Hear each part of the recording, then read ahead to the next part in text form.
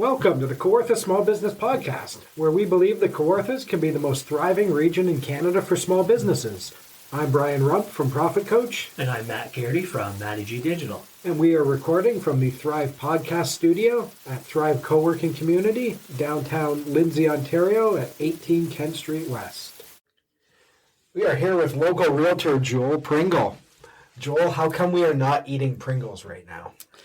Unfortunately, Matt strong-armed me to be here, and I was hoping that if I brought Pringles chips, it would make us all way too comfortable. Oh, okay. Do you have a favorite type of Pringles chip? Only the original. Okay. See, I usually only like the original, but last week I tried the Buffalo Ranch, and they were really good. I was surprised. So now I have two favorites, but the original are by far the best. I'm surprised because I don't think any Pringles chips are actually that good. I think the original is fine. Sour cream and onions, fine. I don't think they're that good. I don't find them very appealing whatsoever. I think they bring a different texture sometimes, but not an everyday chip. They're like every now and then, you know. They taste like a chip that AI made. Well, it is. It's all extruded potato formed. Yeah, it's not as good as a classic potato chip. Yes, but once you pop, you can't stop. So Is that your slogan or theirs? I don't know. We'll have to see how this podcast moves forward. I once had hot dog flavored Pringles. They were okay. They taste like mustard, and I love mustard, so it was fine. But I don't think I saw those again for probably the right reasons. Never heard of them. Yeah. Never heard.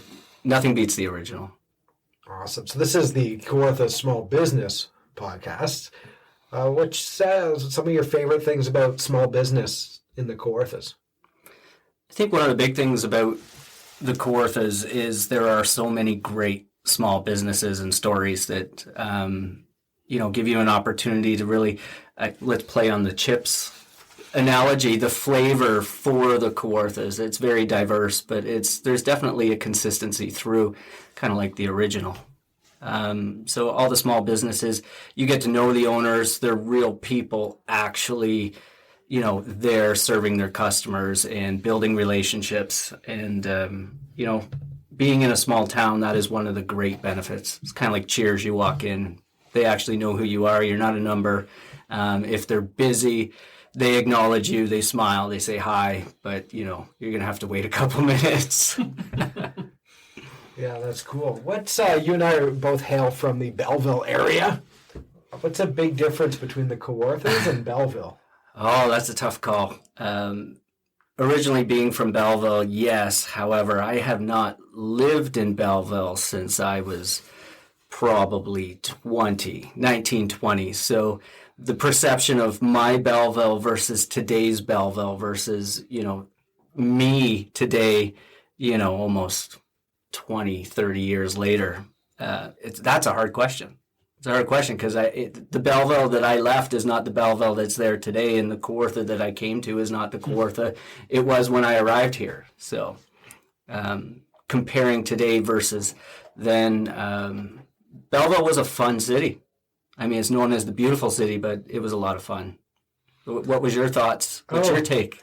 It's funny you said the beautiful city. I almost forgot that, and I would say Belleville is way more beautiful now than it certainly was 25 years ago, especially the downtown.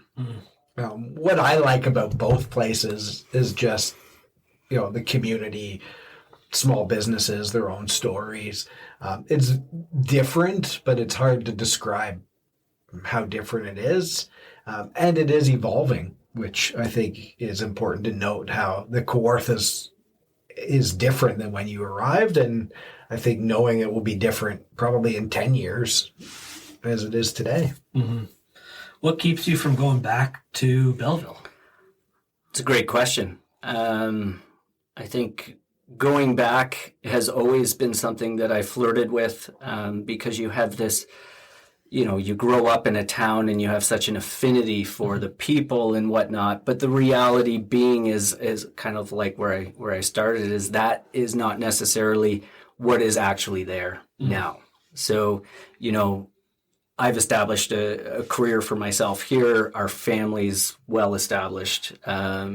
Kids going to school, sports teams, your favorite restaurants, and the community itself. And you become part of the community.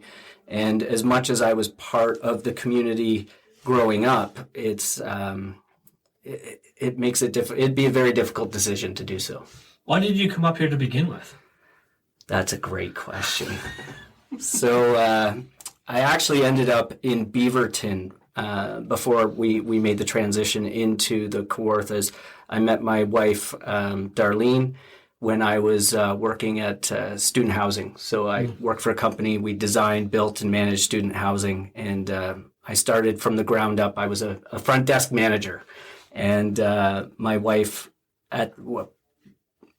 now, but not my wife at the time, her daughter or her sister was going to school there. And she came to visit. And I ordered them some pizza. And then, long story short, we got married and moved to Beaverton. And so the transition from Beaverton into the Kawarthas, it was basically her. Yeah, moving from, I met her in Oshawa. We moved to Toronto, and she had a big corporate job, and I was just a front desk person. And, the idea of moving to a small town to raise kids, and, we would go for a walk. We were in basically 404 and Finch. And you go for a walk, and, the bus smog gets you in the face, and you see all these people walking around, and you just think, is this going to be the best place to raise a family? And, we moved to a smaller town, and then the Kawarthas, definitely the Lake Country called us, and it was, the rest is history. Yeah, that's a big transition. And what was the big transition or reason behind going from student housing to real estate? Well, it was sort of a transition in the sense that I started right out of college into the business. It was a family business. And, the simple answer is as you work your way up to the top, you also work your way out the door. So our company was purchased. I was lucky enough to stay on for about 5-6 years. And then we were sold to a much larger organization. And before that happening, we had a passion for real estate. Both Darlene and I, our weekends were spent driving, looking at real estate, going through open houses and whatnot. And it was just a natural progression to say, let's follow our passions versus, I guess I would say burn the boats. And we jumped in both feet. Yeah. Another big transition you had was meeting me. Absolutely. Talk about how that was such a profound change on your life. Wow, Matt has had such an impact on my life. I now, I would get up not knowing what to do on Monday mornings, and there was this opportunity to come for morning coffee and, not wanting to drink all of his coffee. And no, to be honest, actually, Matt has had an impact on my life here in the Kawarthas, and he presents a great opportunity with the morning coffee to get people together. And what I think is so cool about it is it's not scripted. It's not. It's literally just a group of like-minded business people getting together, and it can be from any industry. And the conversations can flow from the weirdest topics to actually honed in business topics. But I thoroughly enjoy the morning coffee and have getting to know Brian and Matt. So awesome. I don't know if you had a huge impact, but you've definitely given me something to do on Monday mornings. And my first ever podcast situation. Did I ever tell you the time that we met each other? Maybe. I think so. Do you want to tell it? You knew your version. I think this is like a good movie scenario where, like, here's your version and here's my version because it's weird. It wasn't terribly weird. I was eyeing Matt up across the room at a social function. It was a launch, And Was this the launch for the social? yes. Yeah, because that's the He first was time I up there, too. remember. Yeah. I met you later in the night. Absolutely. So, at any networking function, you do your best to sort of work a room or, talk to people and you're getting to know them. And I saw Matt standing all alone over by the bar and, he caught my eye. And so, in full disclosure, I had actually been Googling marketing agencies and companies in the area, and Matt was on my radar of somebody I wanted to talk to. So I saw him standing there lonely, not talking to anybody. So I kept looking over, and I said to my daughter, who was with me at the time, Dara, I said, I think that's Matt. I've been wanting to talk to Matt for a long time. I should go over and talk to him. He looks lonely. And, it took about 2 or 3 minutes, and then eventually, I needed a drink. So I went over and I just looked at him and I said, hey, are you Matty G? And he looks at me and says, I'm Matt.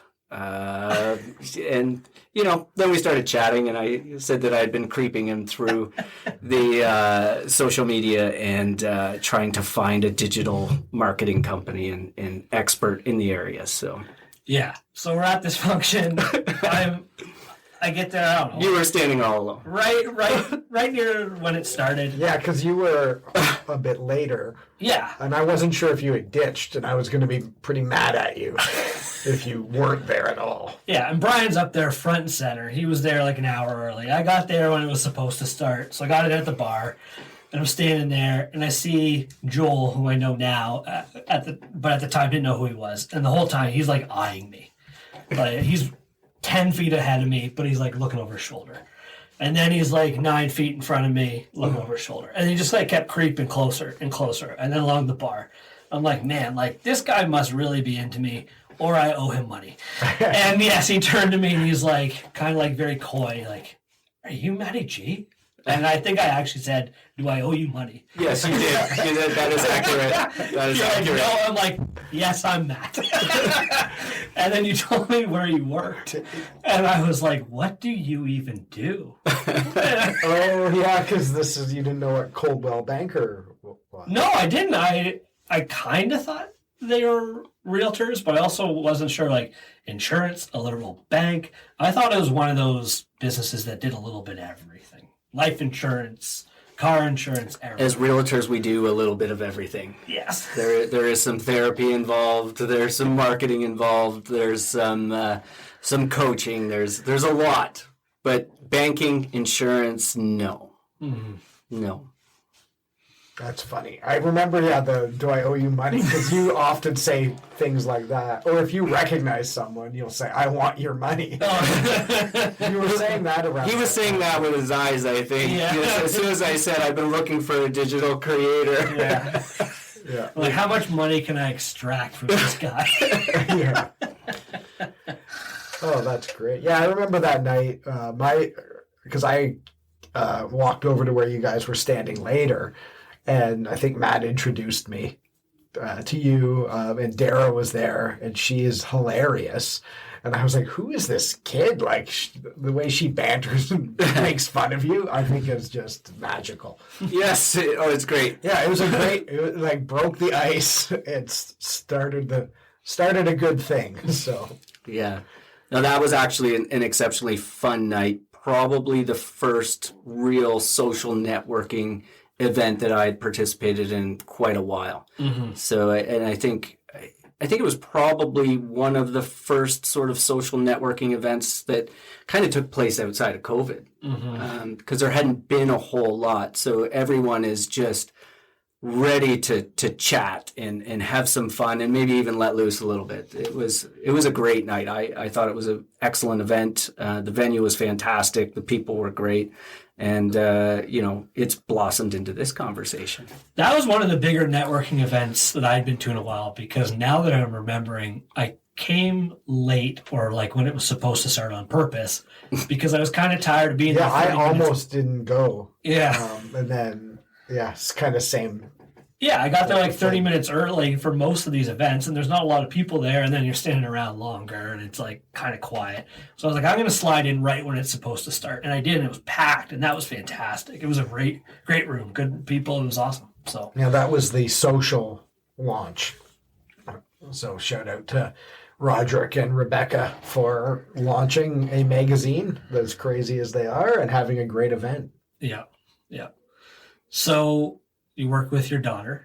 I do. You work with your wife. I do. In all sincerity, I'm not asking you to make a joke. You can, but what's it like working with your family, like a true family business? You know what? Obviously, working with your family, I think off the hop would be, work kind of never stops. But it is such an awesome opportunity. We all are there to support each other. We work well together. As Brian mentions, the banter between Dara and myself is definitely humorous at times and can break the ice. But, short of saying that I am blessed to have this opportunity, I'm definitely blessed. It is one of those things that you are like-minded, you work collectively in a sense that, and you're innate. It comes off so natural and real to be able to have those conversations. We can be sitting at a dinner table and literally talking about how are we going to help these people find a house, or what's the next stage for taking this property to market. And then the next conversation is, okay, where are we going to eat for dinner, or one of those things. So working with family, sometimes people think that there's a dynamic, but that can be challenging. But for the most part, Darlene and I have been working together. We both became licensed realtors in 2005, and now we've brought Dara into the mix, and it's working out really, really well. Do you ever get a time to just turn your brain off and not talk about real estate and the family business then? I would love to say yes, but seldom. Seldom do we turn it off. And I would think that's the biggest challenge with anybody who owns a small business or is self-employed. Add into the dynamic that you've got an entire family working together on it. You can't really ever turn it off. And so I think the one thing that we're really lucky is it's a passion that we all share. Dara inherently grew up through it all, and Darlene and I have always enjoyed it, and we work well together. She will look after the things and parts of the business that I don't like, and vice versa. And but no, we seldom turn it off. How did that come about that she would take care of the stuff that you don't like? Or did you have to be explicitly clear, or did this organically happen? I would say very much organically. Everybody has their strengths and their weaknesses. And one of my weaknesses is quite frankly, accounting and overseeing the day-to-day. I'm more of a big picture. I'm the runner. We've got an appointment today. Let's line them up. I'm the person that's running, but she is 100% making sure that I am on track. Absolutely. She's an exceptional person, exceptionally amazing at what she does, and one of the most organized professional people I've ever met. I'm not saying I'm not organized or professional. No, that's okay. Sometimes you can appear that way, and it just means you have a good helper that's helping with that. And I think there's this perception we were talking earlier about, in any business, sometimes there's the perception of how you need to be and how you need to show up. And not everyone is organized and, quote unquote, professional. And that's okay. It doesn't mean you can't be in business. You just need to maybe partner with someone who is, that allows you to stay on track and focused and the goals that you have. What do you think Dara's strengths are right now, or where do you think she's going to really excel down the road?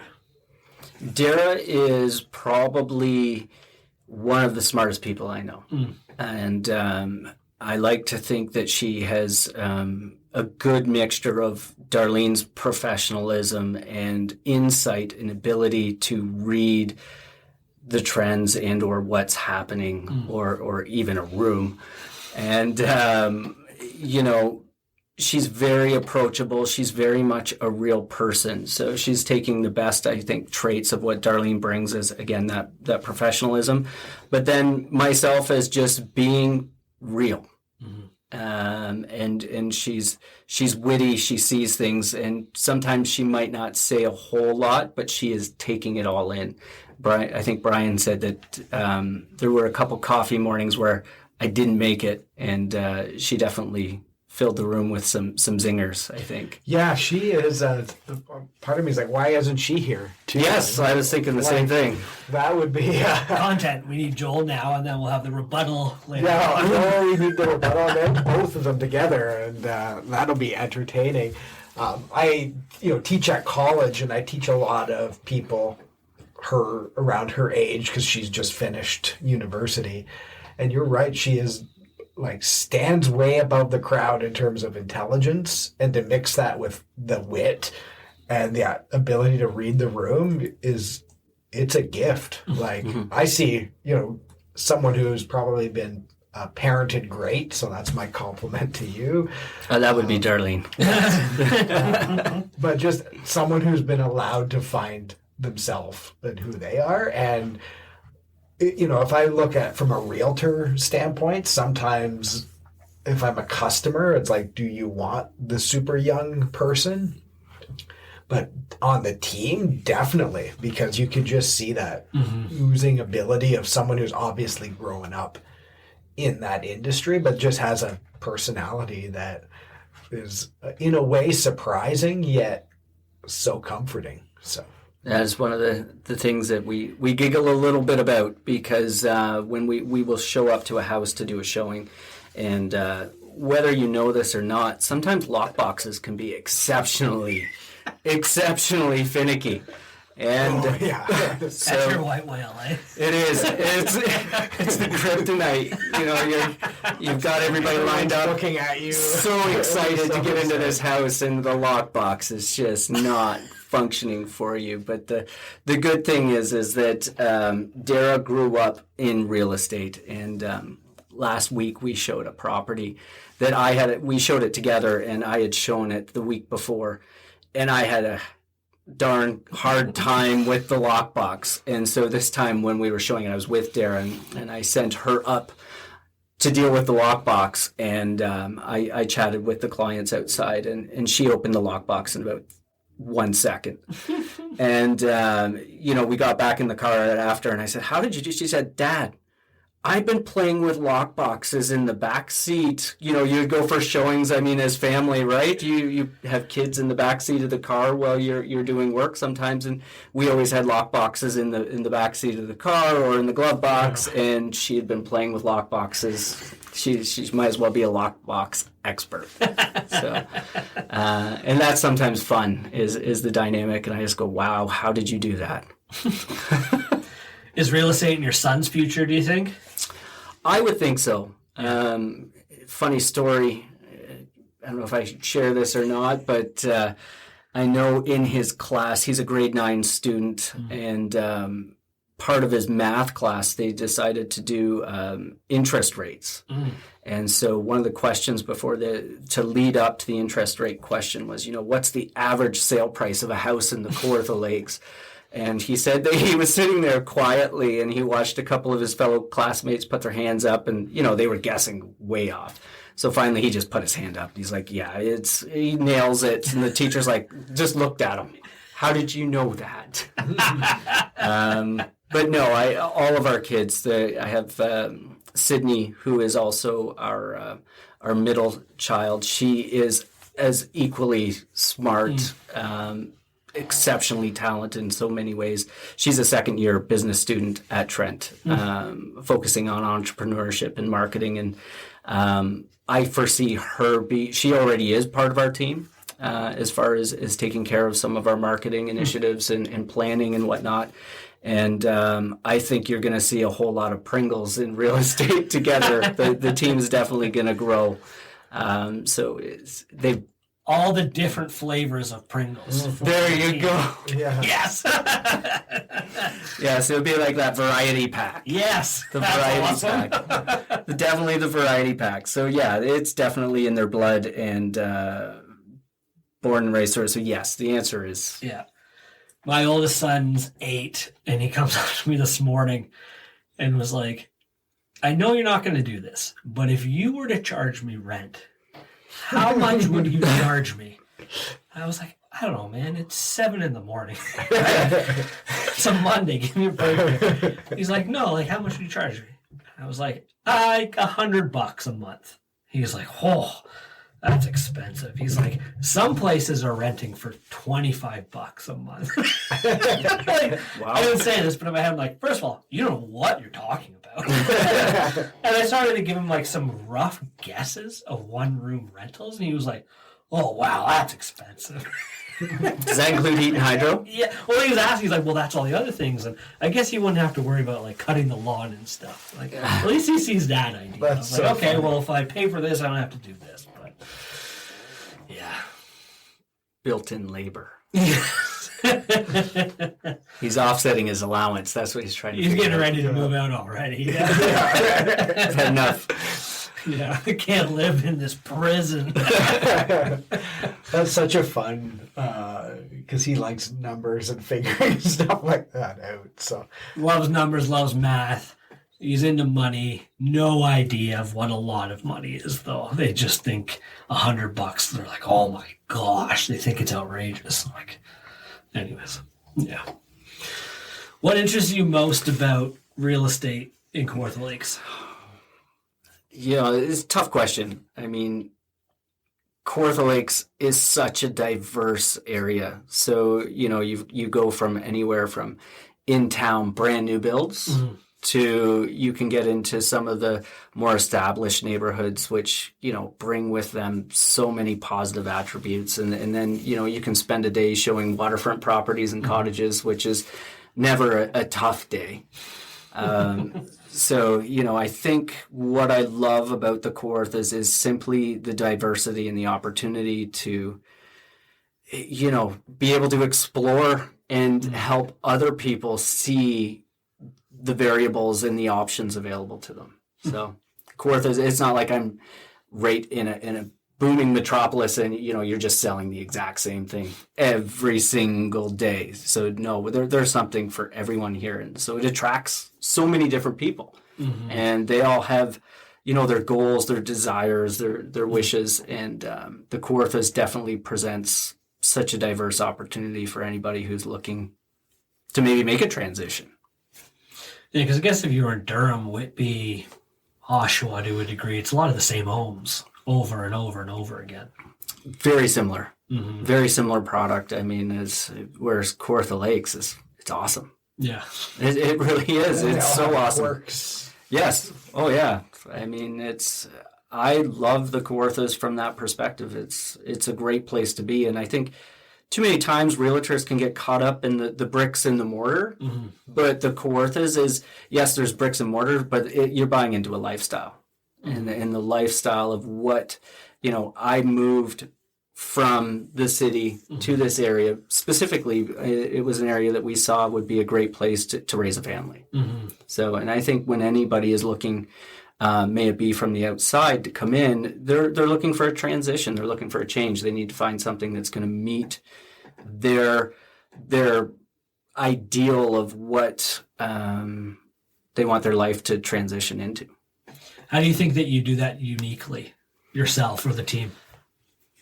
That's a good question. I think as a team, we definitely bring that uniqueness. I mean, my entire family, as far as my oldest daughter, was raised on the lake. So she understands, and we lived on the lake for, 18 years. Mm-hmm. And that's a whole different lifestyle. And, she was able to go to a very small school, graduated from, Fenland Falls High School. My middle girl, Sydney, she had an awesome opportunity where we transitioned at that time, where we lived on the lake and then we moved actually into Lindsay. Mm-hmm. And so that was a really cool transition. She went to a local Christian heritage school, graduated from there, and then also went to Fenland High. And my son, now he grew up on the lake, but then he has more predominantly been raised in town. So where I'm going with that, when you ask how are we uniquely positioned, we've kind of experienced all of what the Kawarthas has to offer, from may it be actual rural living, in-town living, and being able to speak to the pros and cons of both, but innately. It's not like I've researched, this is what it's like to live on the lake. It's no, this is what it's like to live on the lake. There's pros, there's cons. Yes, you have to take your dock in so that the ice does not take it out in the springtime. But you get to put it back in and also freeze while you're doing it. So we can speak to what people think are the idea. People will be infatuated with the idea sometimes, but we can bring the reality of, yes, it's awesome, but you also have to take into account these things. That's really interesting. I've never thought about that, because there is this idea locally, maybe elsewhere, where one of the biggest selling features of a realtor is that they've lived here their entire lives and they know everything about this area, but they don't know the unique challenges of every property firsthand. And as someone that also moved here 6 years ago now, moving to the country was scary. I am not a handy person. I can't swing a hammer. I went from city water to a well. And I'm like, am I going to bring a bucket to my backyard and like rope it down? And I would have loved to have been your realtor and said, yes, absolutely, Matt, here's your bucket. That would be your closing gift. Electricity, right? Or like heat and hydro, right? Yep. I'm going to the propane tanks, and I have a hard time starting my barbecue. Is my house going to have a hard time starting, right? Like, this was all I don't have streetlights out there. It's all unique, and it was scary. And I was open about it at the time-ish, but really open about it now. The idea of, it is scary for someone not used to the country of, I love the idea of living on water, but I don't know anything about that. And I think that's something to uniquely focus on for you. And even knowing that, like, on this concession, the water's really good, and on this one, it's not. Mm-hmm. And, like, there's a lot of those on-the-ground knowledge things where sometimes the seller is just hoping for someone who doesn't do their research to come in and buy. Mm-hmm. No, I think having a local realtor is key in making that transition as smooth as possible. Mm-hmm. And I do joke, I would have loved to have been your realtor. I would have brought you the bucket, because we can joke and have fun and laugh. No, I actually would have given you a complete overview of what it's really like. But I think you would have been fun to work through that process. Septic. Like, I wasn't used to that. It's still weird to me, right? There's so many different unique things about living in Kawartha Lakes or in the quote country that are scary to people. It's also, it's interesting. So. Yeah, I love this is a conversation for maybe another time almost, but just the idea of people buying into the story of what it's like, and will they actually like it? Because there's the idealistic living on the lake, but then there's all the cons that come with that. Yeah, that you have to be prepared for. At the end of the day, the pros 100% outweigh the cons, especially if you're well prepared, well educated, and I think that's one of our biggest jobs and our role is, sometimes people ask me, how do you sell properties? I said, I don't really consider myself a salesperson. I mean, my job really is to help educate a buyer or a seller on what they're getting into. Mm-hmm. So, Brian, as you mentioned those things, I mean, big part of our role is, helping them understand what that transition looks like. So yes, is it going to be amazing sitting there watching the sunsets or jumping off the dock into the lake? 100%. Is it worth, sometimes having to get a riding lawnmower versus, having somebody cut your grass or being able to do it? So the pros and cons, but if you go into it well educated, and I think that is key to what we do, is just making sure people have a solid understanding of, what they're getting into.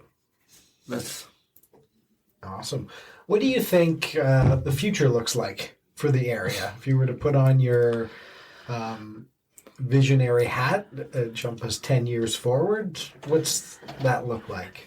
Can I answer for him? I'm going to jump in. So someone literally asked him this morning. Okay. And he said, I'm going to paraphrase it into a better joke, but he was like, I'm not super sure what the trends are because I'm a trendsetter. I love that. That's a great answer. Yeah, I think So which trends will you be setting? that's to be determined. I can't just disclose all of this Pringles right away. Because the vest is definitely a trend that I think it's coming back. Yeah. I think it's Matt admittedly said that he has always wanted a vest. He's just never been able to find the right vest. No. You should start selling vests. Absolutely. Absolutely. Do you want to know the true reason behind the vest? Yes. Okay, so I don't think anybody listening to this really appreciates the vest joke. Because Matt identifies people with different things. If I show up without a vest on, he doesn't really know who it is. It sort of throws him off. So in true full disclosure, the vest actually helps with the dress shirt tuck. Yeah. So, you got to get that dress shirt tuck perfect. I mean, I went to a Catholic high school. I wore a uniform, a dress shirt. You always had to have your shirt tucked in and whatnot.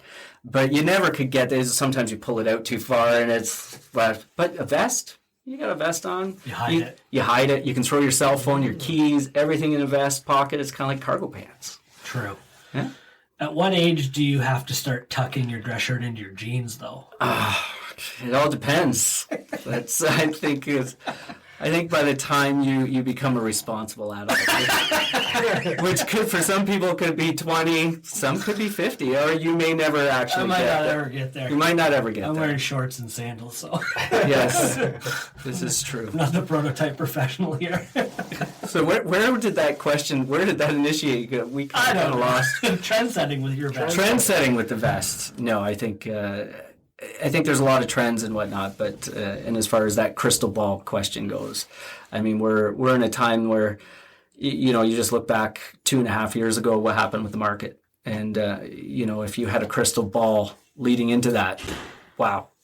I mean, so looking forward, I think right now we're hitting a very stable sort of situation in our marketplace, and it's nice to see people being able to negotiate deals again, get out and look at a property and not say, I can show this again to you tomorrow, but it's going to be more expensive.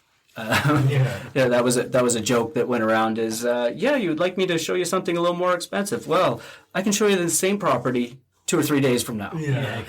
So now people can actually get out there, make an exceptionally informed decision, take their time, go through a house more than once. I hope to see our market continuing on that trend where it's fair for everybody. And you like it that way? Absolutely, 100%.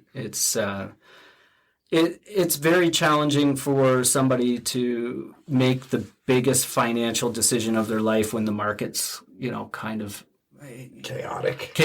Yeah. I mean, it's nice to be able to look at a market and analyze it and understand exactly where it is. And of course, it's going to be trending up and it's going to be trending down slightly here and there. But at the end of the day, our job is to really help them navigate through that. And when it's chaotic or doing things that's untraditional, it can definitely be a challenge. Cool. That's awesome. All right. So how do the people find you? Well, you can find me on Monday mornings at Thrive with Matt and Brian, but you can definitely find me online at thepringleteam.ca or joelpringle.com. You can find me on 130 William Street at the Coldwell Banker Building, and you can call me, text me, 705-928-4663. And again, or with Matt and Brian on Monday morning. If you see anybody walking up and down Kent Street in a vest, I knew that was coming. Probably Joel. Say hello. Say hello. Say hello to Joel. And that's our show. Matt, what do you want the people to know and where can they find you? I want them to go to mattiegdigital.com and book a call. Awesome. And I want them to go to profitcoach.ca and book a call with me. If you'd like to be on the podcast, please reach out to us and we can make that happen at set it up at kawarthasmallbusinesspodcast.ca.